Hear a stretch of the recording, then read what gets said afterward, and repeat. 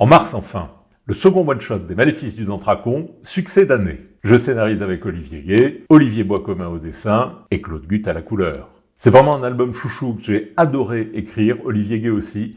Ça se passe dans un Paris haussmannien de fantaisie, avec l'histoire d'un écrivain maudit et avec la grande question « Jusqu'où iriez-vous pour avoir du succès ?» Lathan, c'est un écrivain raté. Il est poursuivi par ses créanciers, il est méprisé par son éditeur, boudé par ses lecteurs, et il trouve un peu de soutien auprès de sa compagne, la charmante Murcille.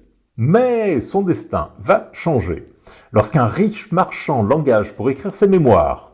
Et dans la bibliothèque du marchand en question, il trouve le Dantracon, évidemment, qui a été obtenu d'un vieux nécromant fou. Et ce nécromant avait mis en place un petit carnet vaudou qui permettait de contrôler le grimoire. Bon, mais personne ne serait assez stupide pour s'en servir, au risque de se fâcher avec le Dantracon, hein. Eh ben si, Lathan, notre héros, qui veut absolument atteindre le succès, et tant pis s'il doit froisser quelques pages et quelques égos au passage. Lathan est prêt à aller loin, beaucoup trop loin, et la vengeance du grimoire est terrifiante. Alors je suis avec Olivier Gay, parce que c'est mon co-scénariste sur les Maléfices du Dantracon. On a déjà fait un album ensemble. Le second, c'est un album particulier parce que c'est un thème qui nous tient à cœur tous les deux. C'est une idée qui nous tient à cœur. C'est un thème que moi je trouve vraiment super intéressant, qui est donc le thème de l'écriture. Une fois qu'on s'est mis d'accord sur le scénario et sur le synopsis, je commence l'écriture. Et ensuite, Christophe va repasser derrière pour, d'une part, mettre sa patte, évidemment, et d'autre part, apporter son expérience. Et c'est dans ce domaine-là que je trouve qu'on est très, très complémentaires.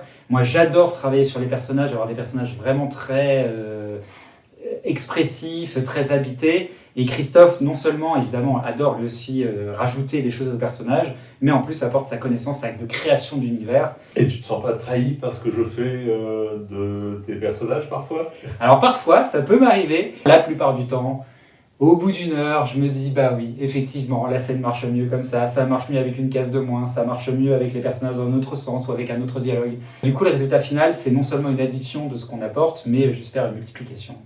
Qu'est-ce que je dis ? Oui, moi je m'amuse beaucoup parce que j'aime bien partir de quelque chose qui ne m'appartient pas, me l'approprier d'une certaine manière. Je trouve que ce que tu amènes, c'est au niveau des profondeurs des relations humaines, des choses qui me sont moins évidentes. Moi j'ai plus tendance à être dans la légèreté que d'aller au fond. Il y a peut-être une pudeur qui me retient généralement. J'ai aucune pudeur. Toi, tu n'as aucune pudeur, tu vas au fond des personnages et de ce côté-là, ça se complète bien.